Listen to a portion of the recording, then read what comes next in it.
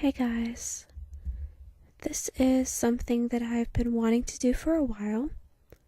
Something that you may not know about me is that I am a writer, and so I was hoping to share with you guys some of the stuff that I've been working on recently in order to get a second opinion and see what you guys think of it, and it's going to be in the form of some spoken word ASMR, so hopefully this might be beneficial to you as well.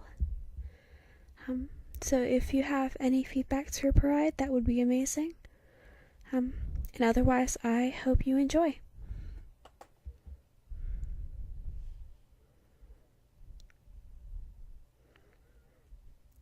The first catalyst. It was daunting to think that the entire course of Tian's existence had been carved out by that one choice.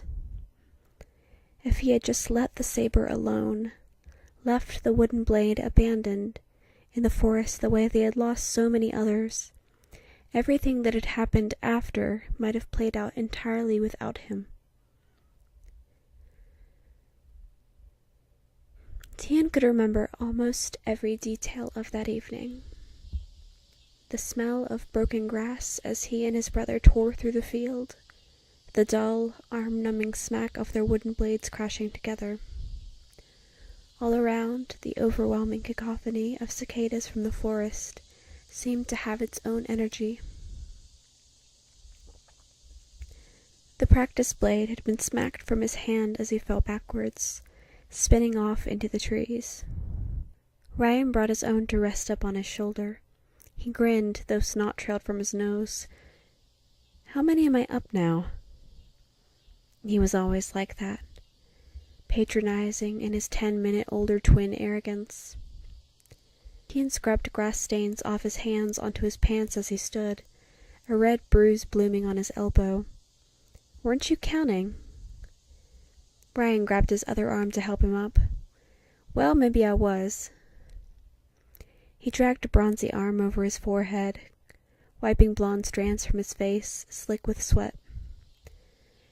"But the guard's going to be looking for candidates who have won a lot of battles." Tian laughed. "This does not count as a battle." Ryan's gaze moved to their hut on the hilltop, conspicuously bigger than all of the others in their village, and out of the way. On the horizon, the sky was painted a dozen burning colors. "The sun's going down. Mother's gonna want us inside soon." Probably some part of that was meant for their safety, though it was mostly because it was unseemly for a Solarian to bother with the night. It was an insult to their god. Tian had turned his gaze to the forest, whose colors faded to blackness in the patches showing deeper. "I'm going after the sword." Ryan's face screwed up. "Why? Just leave it, Tian. It's getting dark." "We lose too many," Tian said. "I'll only be a little bit. Can you cover for me?" The moment he'd acknowledged Ryan's befuddled nod, he'd started off into the forest.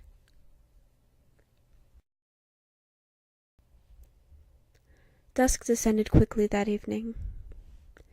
Starlight fell on the pine-covered floor through hulking trees in rare, sharp patches. The only other sources of light in the dimness were the stelsporas clustered about the trunks of trees, the tiny luminescent fungi barely better than nothing. There was a point at which he had to have known he'd ventured too far for the sword to have ever flown. Still, there was some part of him which kept urging him on, telling him that if he went just a little bit further, it would be right in front of him. He'd emerged into the head of the clearing, marked by a gnarled birch trunk, white bark curling, roots twisting in on themselves like a pale hand reaching into the earth. He drew his eyes away from the tree, and that was when he realized there were eyes on him from across the clearing. He'd frozen. He tested the sharpness of his own claws against his palm, stepping back. In the center of the clearing, the boy was standing perfectly still, He was shadowed by his own hair across his face, but the silvery white color of his ponytail and his pale, pale skin were unmistakable. Lunac. One of the Lunis. He'd been able to tell that much straight off, though he'd never met one of the other tribe before. Of course he wouldn't have. The borders were there for a reason. Had he violated it unknowingly, or had this boy? There was no way to tell who had crossed the line. The boy raised his head. His eyes were the bright cyan of a midday sky, luminous like the deep sea dwellers. That was the moment, the two of them scrutinizing one another from across the clearing. The moment where he had unwittingly veered off the path he believed had already been laid for him. No way to undo what had been done. He was the first catalyst. His name was Dion.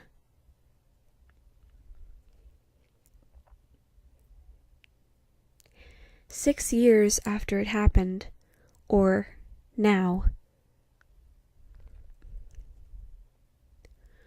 One of his earliest memories as a child was the night his home was broken into.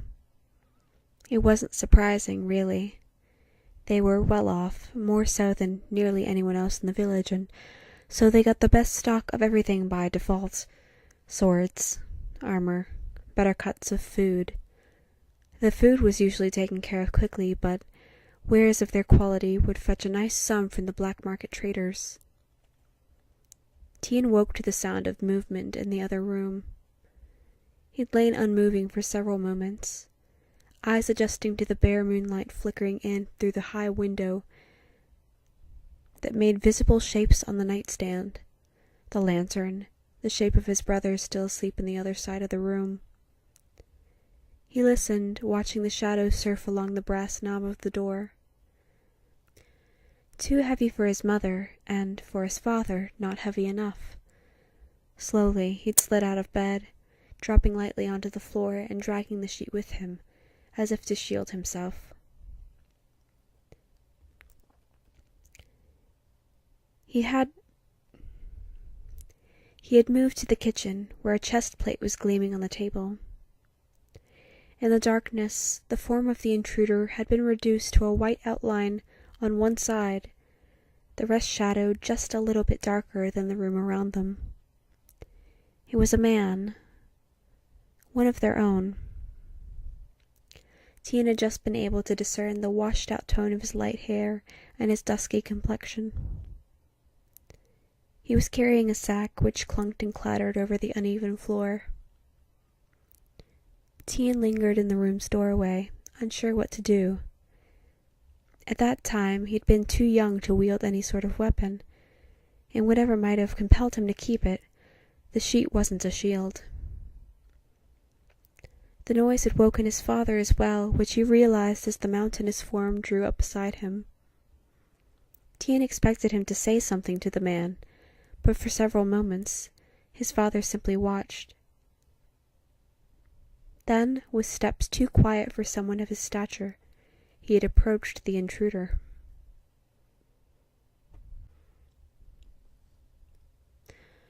The action he took seemed to slow down time, though it had to have only taken a few seconds. As Tien watched, his father raised a blade Tien had not noticed, which caught sharply in the light through the kitchen window, and smoothly thrust the length of it through the intruder's chest. The man hung on the blade for a moment, scarecrow-like, then slid off, crumpling to the floor where armor and weaponry spilled out of the sack onto the floor.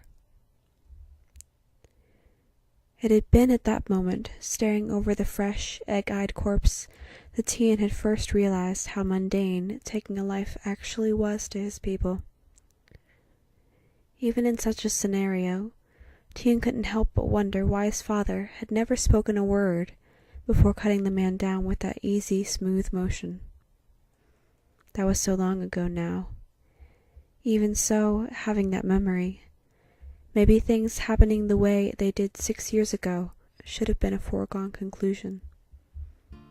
Now, dark shapes moved behind Tian's eyelids, and, pulled from the memory, he shifted over the rough fabric of his cot. It had been on his mind a lot lately. He'd been watching everyone. He was good at watching. And he couldn't figure out if none of them realized this was the anniversary, or if they were just apathetic. He hadn't heard even one person mention it. That put a festering sensation in his chest that he didn't know how to abate. For today, at least, he was going to have to set those feelings aside. In a matter of minutes, he would be forced out for presentation, and, after today, he would never have to come back to this place. He would lose contact with these people, minus the one or two he was placed with. The thought left him unbothered, though his brother would probably keep ties. He opened his eyes. The gray of his ceiling warped into view. He'd dealt with the ache in his lungs earlier, spent an hour or so in the pools letting his gills filter, and so now the only thing wrong with him physically was the haze of disgust that had been clinging to him all week. Stretching, he began changing out of his sleepwear into his formal clothes. The tapping of claws over the doorframe drew his attention, and Tian looked over just as Ryan opened the door.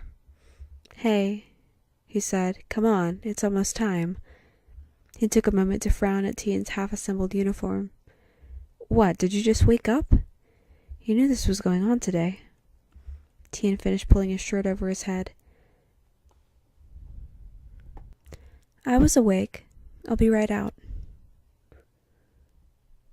"I'll wait on you," said Ryan. His brother gave him one more withering glance, just enough to sneak in an extra stab of disapproval. "Hurry up. Everyone's already lining up." He emerged a moment later, Solarian crest glinting dully off the armor in his chest. He adjusted his headband. This was the same uniform that they had worn that night. They would be standing rank and file the same way. It was not a coincidence. Ryan was tapping his foot, and at the far end of the hall, the sun-shaped glass cast a golden hue down the hallway that didn't reach them. Mid-afternoon, if he was reading the light right. The halls of the academy were practically empty.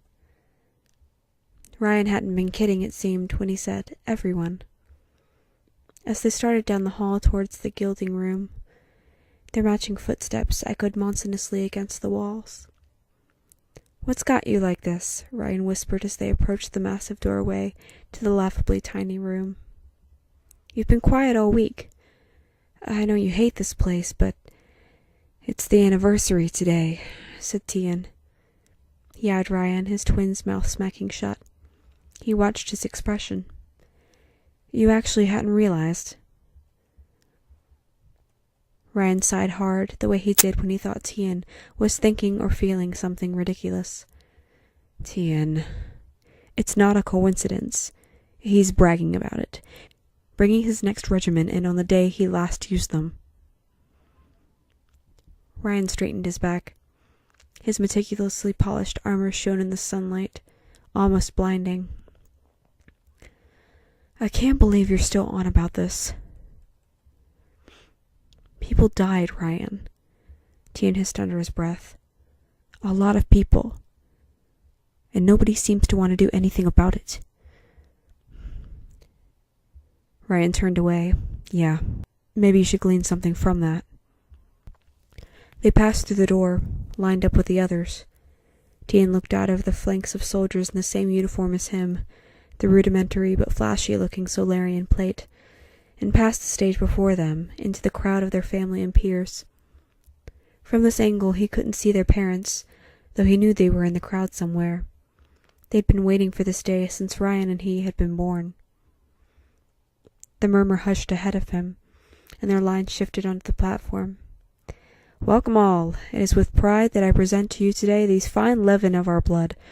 These warriors have overcome the rigorous trials presented to them over their time here at the Academy, and are now ready to join their fellows in the ranks of the Solarian Guard." Beside him, his twin gave him a short punch in the arm, trying to force some modicum of excitement to rise in him. Tian forced a weak smile.